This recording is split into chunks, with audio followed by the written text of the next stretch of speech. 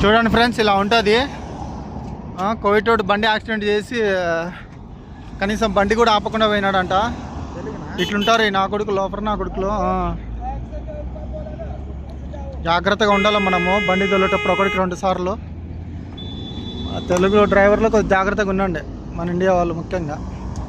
నేను కనుక్కున్నా అతన్ని, ఎలా జరిగింది ఏంటి యాక్సిడెంట్ ఎలా జరిగింది అంటే, అది యూటర్న్ తీసుకునే ప్లేస్, అది యూటర్న్ తీసుకునే రూట్. అది యూటర్న్ తీసుకుంటా అంటే కోవిటోడు ఫోర్స్గా అంటే స్పీడ్గా వచ్చేసి కరెక్ట్గా ఎడ్జ్కి కొట్టేసినాడు. బండి ఆపకుండా అలాగే వెళ్ళిపోయినాడు వాడు. పాపం డ్రైవర్ బాగా భయపడ్డాడు. ఏంటి దానికి సుమారుగా డబ్బులు ఖర్చు అవుతుంది. కంపెనీలో పనిచేస్తే పర్లేదు, కోవిటోలు ఇంట్లో పనిచేస్తే ఇంకా అది వాళ్ళకి సమాధానం చెప్పలేక తప్పు మన మీదనే వేస్తారు.